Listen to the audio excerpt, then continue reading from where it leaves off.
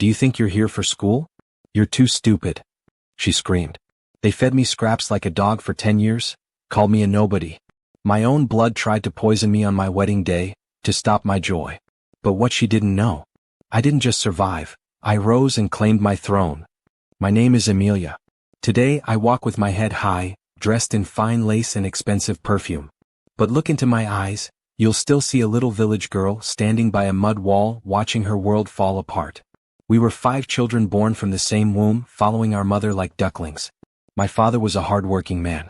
He didn't have much, but he had a laugh that could shake the mango trees in our compound. He would come home with small treats wrapped in newspaper, sometimes fried groundnuts, sometimes a piece of sugar candy, and we would run to him like bees. "Emilia, my brightest star," he would say, lifting me up. I felt safe. I felt like the world was a place that wanted me to be happy. Then the cough started. It was dry and heavy, stealing the air from the room. My mother spent every kobo we had, on herbs, on prayers, on the village doctor.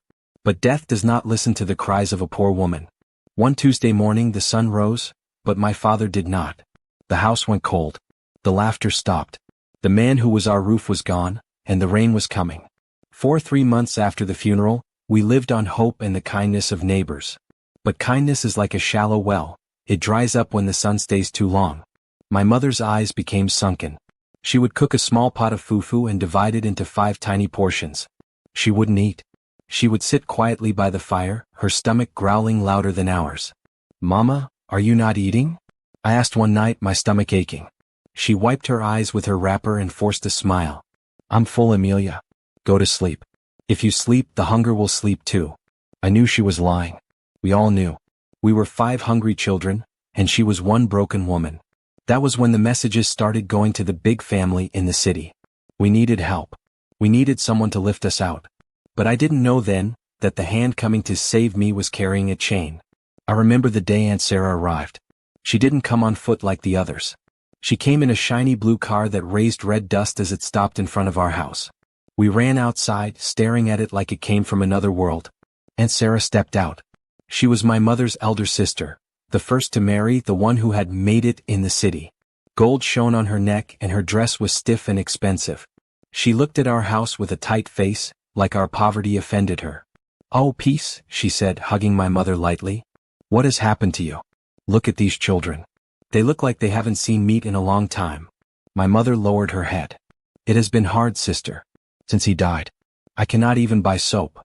Aunt Sarah sat down and began fanning herself with a silk handkerchief. "I have come to help," she said. "I cannot watch my sister suffer like this. Give me one of the children. I will take her to the city. I will send her to school. She will wear fine clothes and become a lady. When she grows, she will come back and lift this family." My mother looked at me. I was the oldest girl, the one with hope still shining in her eyes. Her heart was breaking, I could see it, but she believed she was saving me. She believed she was sending me to a better life. "Emilia," she said softly, "do you want to go with your aunt? Do you want to go to school?" I looked at the car. I imagined books, uniforms, food every day. "Yes, Mama," I said.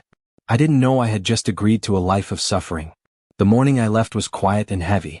My mother packed my things into a small nylon bag, 2 old dresses and 1 pair of tight slippers.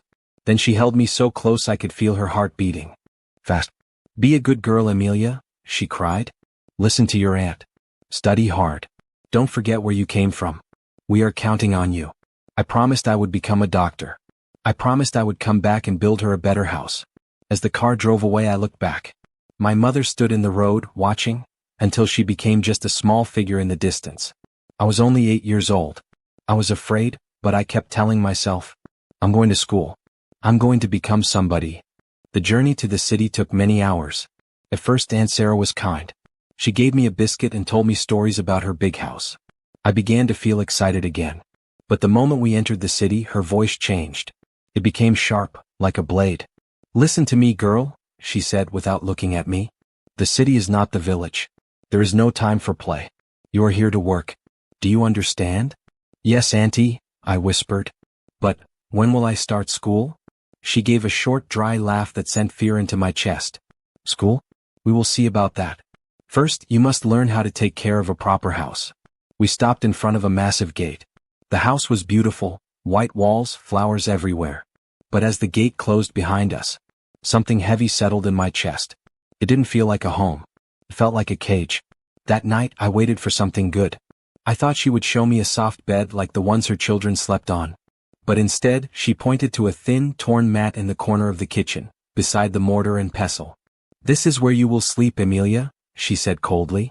"We don't keep lazy village girls in good rooms. You will sleep here so you can wake early and light the fire."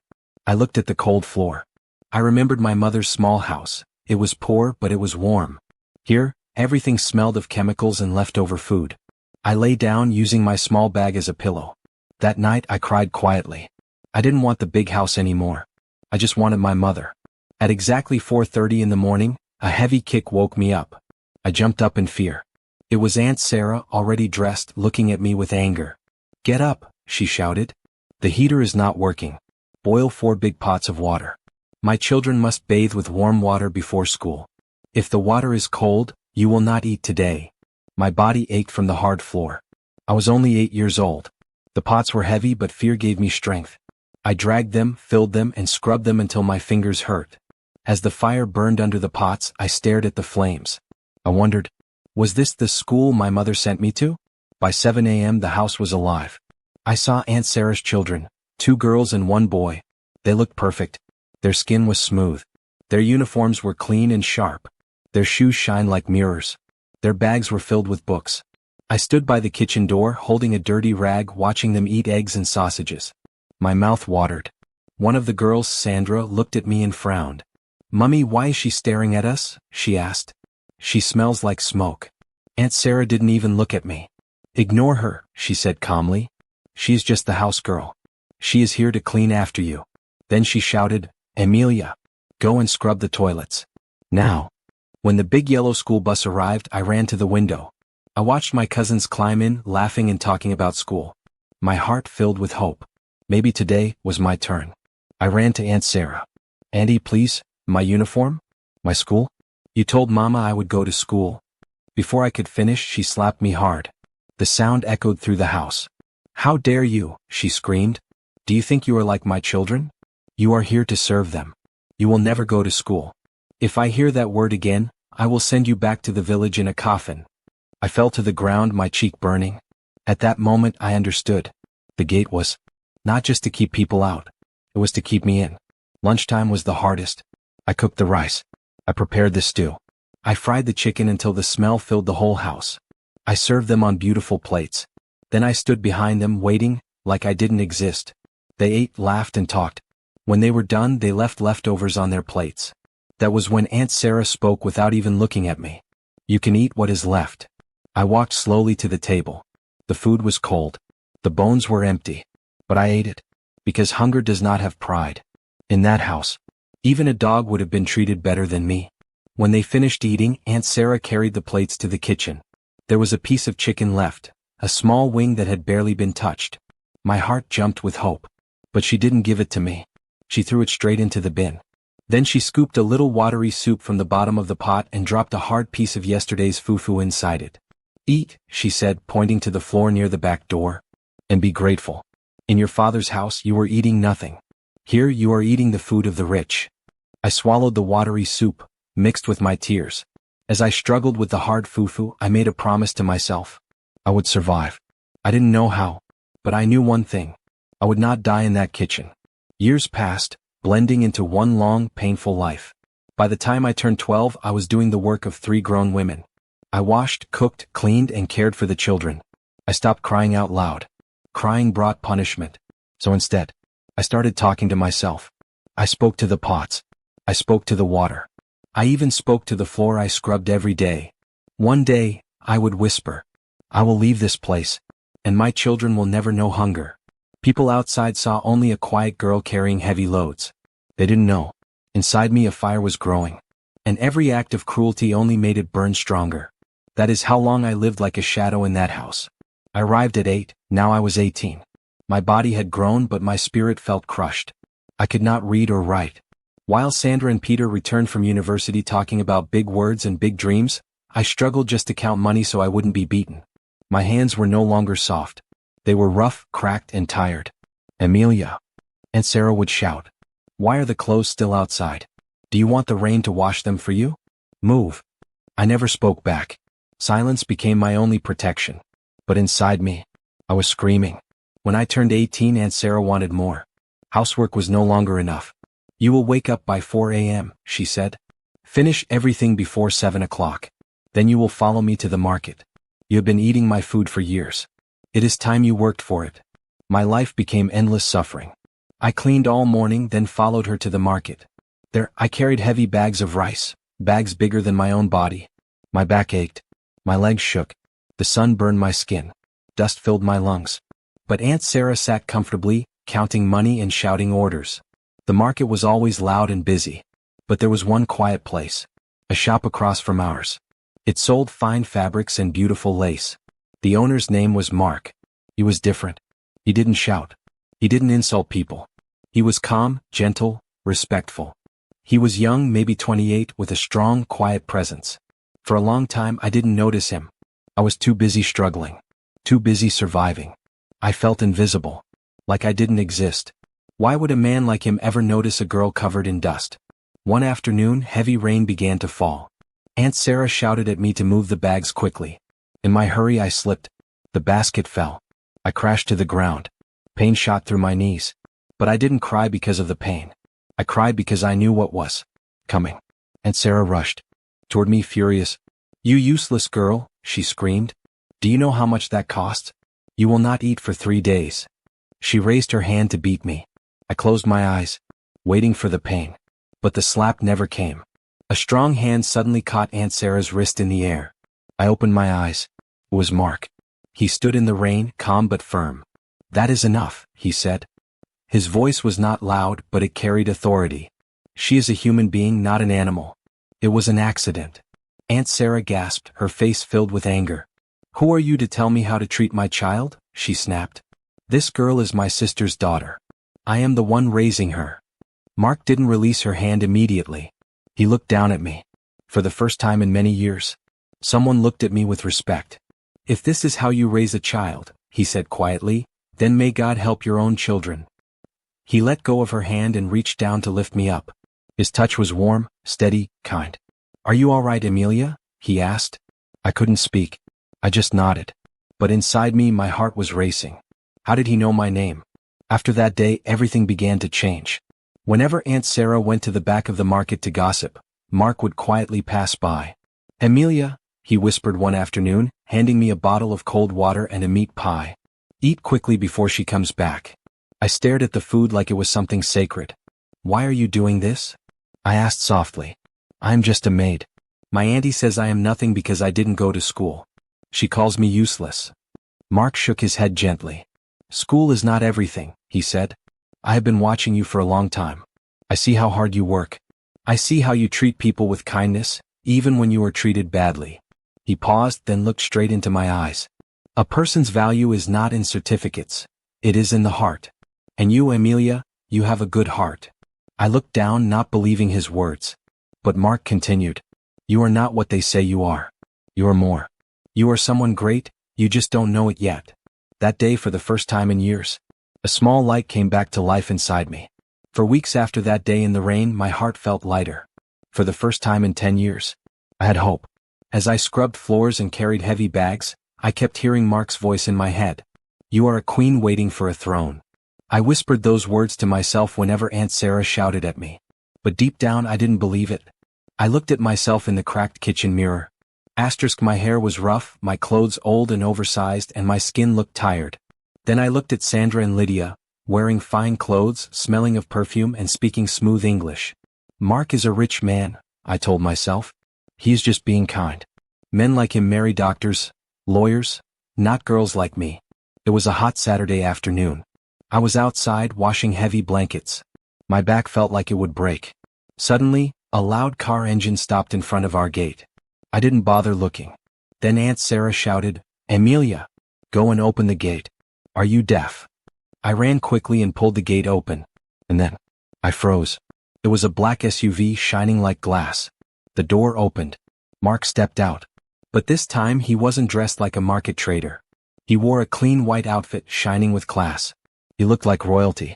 Before I could speak, Aunt Sarah rushed forward, pushing me aside. Welcome, she said with a fake smile. Please come in. She turned sharply. Emilia, go and bring drinks. I carried the tray into the living room quietly. Sandra and Lydia were already there, smiling and showing off. This is Sandra, Aunt Sarah said proudly. She is studying law.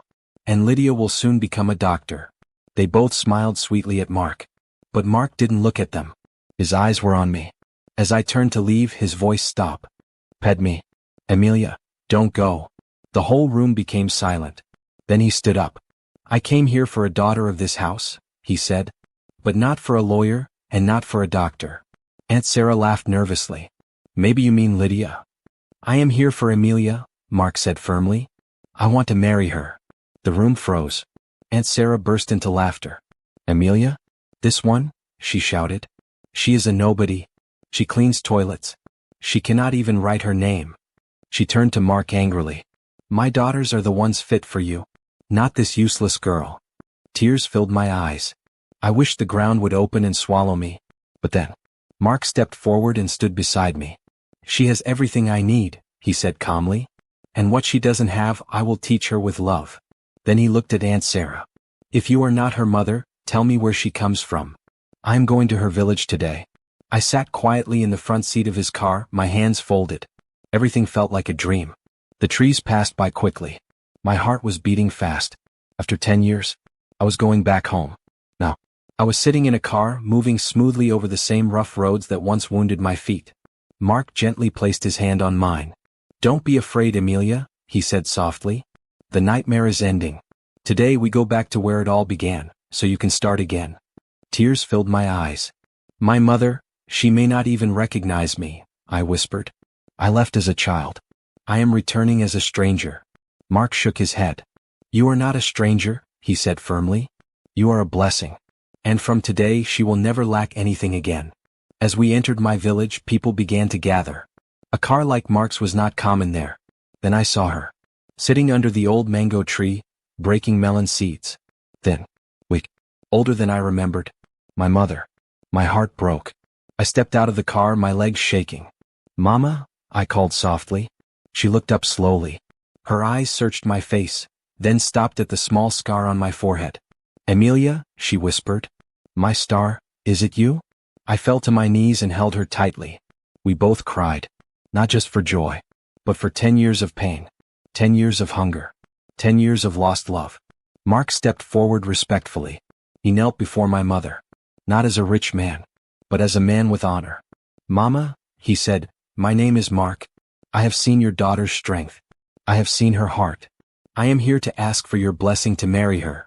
Then the gifts were brought out. Bags of rice, kegs of oil, crates of drinks, beautiful fabrics. My siblings stood in shock. My mother looked at everything, then looked at me. Tears filled her eyes. Sarah told me you were happy, she said. She said you were in school, that you were doing well. I lowered my head. The truth was finally coming out. Just as the elders gathered to begin the marriage rites, a taxi rushed into the compound. The door flew open. Aunt Sarah stepped out. Her hair was scattered. Her face was filled with anger. Stop, she screamed. This marriage cannot happen. She pointed at the gifts. This man has bewitched her. How can a man like him choose a girl like Emilia? She turned to the elders. Do not accept these things. She is useless. She has no education. She will bring shame. The compound became silent. Everything changed in that moment. For 10 years, my mother had been quiet, weak, broken. But that day, something inside her rose. She stood up slowly and faced her sister. Where is the school, Sarah? She asked calmly. Where are the results you wrote about? She lifted my hands. Look at her hands. Are these the hands of a student, or a slave? Aunt Sarah had no answer. I was protecting her, she stammered. My mother's voice rose like thunder. You did not protect her. You stole her childhood. You used my daughter for your own benefit. The villagers began to murmur. Shame filled the air. Leave my house, my mother said firmly. From today you are no longer my sister. The crowd turned against Aunt Sarah. Her power was gone. Aunt Sarah stepped back, shaking with anger. But she was not done. She turned and looked at me with hatred. You think you have won? She hissed. You think you will enjoy this marriage? Her voice dropped, dark and dangerous. If I cannot have you, No one will. She pointed at me. The day of your joy will be the day of your funeral. Silence fell.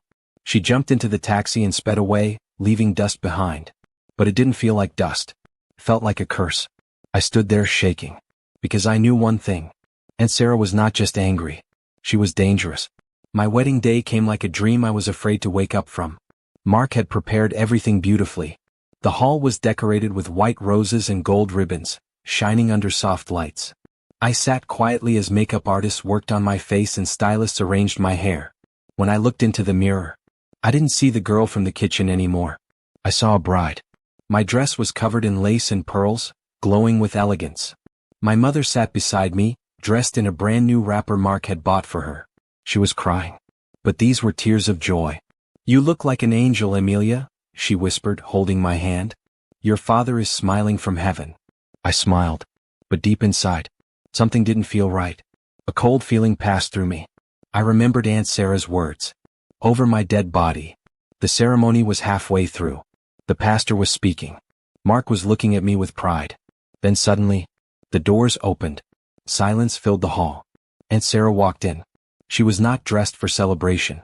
She wore dark purple, her face hard and cold. She walked straight toward the altar. Mark stood up immediately, but the pastor raised his hand for calm. I did not come to fight, Aunt Sarah said softly, forcing a smile. I came to make peace. I want to bless my sister's daughter. Her voice sounded sweet, but it felt dangerous. Aunt Sarah brought out a small tray. On it were 2 glasses filled with red juice. In our tradition, she said, the eldest aunt must give the bride a drink of sweetness, so her home will be full of peace. People began to nod. They didn't know her heart. She stepped closer to me. Drink, Emilia, she said. Let today end all our problems. My heart began to beat fast. Something inside me said no. But everyone was watching. I slowly reached for the glass. Just as the glass touched my lips, something happened. A small cat ran across the altar. At the same moment, an old elder's walking stick slipped and hit Aunt Sarah's hand. The glass fell. Shattered. The red drink spilled across the floor. The hall became silent. The small cat stepped forward and began to lick the liquid. Within seconds, the cat started shaking, cried out, then collapsed. Dead. A loud gasp filled the room. Everyone froze. Then slowly, all eyes turned to Aunt Sarah. Her face turned pale. Fear covered her eyes. Mark's voice broke the silence. You tried to kill her, he said quietly but with anger. On her wedding day? My mother stood up immediately. Without hesitation, she slapped Aunt Sarah. The sound echoed across the hall. Wicked woman, my mother shouted. You were not satisfied after destroying her childhood? Now you want to kill her? The crowd became restless. Angry voices filled the room. Aunt Sarah tried to speak. It was a mistake. I didn't. But nobody listened. The men in the hall grabbed her. Not gently. They dragged her out. People shouted at her. Others cursed her wickedness. She was pushed outside in disgrace. The same woman who once acted like a queen was now exposed before everyone. She came to destroy my life. But God exposed her. The hall slowly became quiet again. Mark turned to me. He held my shaking hands gently. Then he kissed my forehead. It's over, he said softly. No one will ever hurt you again. Tears rolled down my face. But this time, they were not tears of pain. They were tears of freedom. The pastor smiled and continued the ceremony. And that day, I did not just become a wife. I became a woman who survived. My dear viewers, life is full of unexpected turns. The child you treat badly today may become the person you need tomorrow. Wickedness has no reward. But kindness never dies. Take care of others the same way you would care for your own. Because one day, life will return everything you give. The shadow was gone. Now, it was time for light. The wedding was over. The hall had grown quiet. That night, I sat on the edge of a soft bed, so soft it felt like a cloud. The room was calm, filled only with the gentle sound of the air conditioner, a sound I once heard only from behind locked doors. Mark walked in, removing his jacket. He looked at me carefully. What are you thinking about, my queen? He asked. I looked down at my hands. I am thinking about the floor, I said softly. For 10 years I watched the floor, afraid it wasn't clean enough. Now I look at it, and I feel no fear. I paused. Mark, I am 18 years old and I cannot even read the word exit. I am a wife, but inside I still feel like a child. Mark sat beside me and held my hand. A house is built one step at a time, he said gently. You already have strength. Now we will build your mind. 2 weeks later, a woman came to the house. Her name was Mrs. Dora. She was calm, wise, and kind. Emilia, Mark said, she is your teacher. Every morning, this house becomes your classroom. My heart filled with emotion. For the first time in my life, I held a pencil. My hand shook. The paper looked too big, too empty. It's okay, Mrs. Dora said kindly. We start small. A is for apple. B is for bucket. Learning was not easy. It hurt in a different way. There were days I cried because I forgot simple things. I felt weak. I felt like the words of my past were true. One day I threw the book away. I can't do it. I cried. I am too late. Mark picked up the book and brought it back to me. He didn't shout. He pointed outside. A small girl was walking home from school. She is 6, he said. You were 8 when your chance was taken. You are not fighting learning, you are fighting your past. I picked up the pencil again. Slowly, I wrote my name. For the first time, I saw myself. As I learned to read, I began to understand my worth. Mark gave me money every month. But I didn't want luxury. I wanted purpose. I want to go back to the market, I told him. To sell? He asked. No, I said. To help. I returned to the same market. I saw girls like me. Tired, silent, forgotten. I found one young girl being shouted at for making a mistake. I walked up calmly. How much do you pay her? I asked. The woman hesitated. She is family, she said. I know that story, I replied. I gave her a school card. She belongs in school. Not here. That day, I began to change lives. Life became peaceful. My mother was happy. My brothers were in school. And then, something beautiful happened. I felt a new kind of tiredness. Not pain, but life growing inside me. The doctor smiled. Congratulations, he said. You are pregnant. I sat quietly in the garden, holding my stomach. I remembered my promise as a child. My child will never suffer. This child would grow in love, not fear. One afternoon, a letter arrived. Torn. Weak. I opened it slowly. At the bottom, I saw the name. Sarah. The letter was filled with pain. Since the wedding, her life had fallen apart. Her husband had left. Her children were gone. She was sick, alone, and broken. The same woman who once had everything, now had nothing. I sat quietly, holding the letter. Mark looked at me. What will you do? He asked. I closed my eyes. I remembered the hunger, the pain, the years stolen from me. Then I remembered something else. The woman I had become. I will not be like her, I said softly. I choose kindness. I will forgive her. Not because she deserved it, but because I deserved peace. Because healing is stronger than revenge. Don't let anyone tell you your situation is your final destination.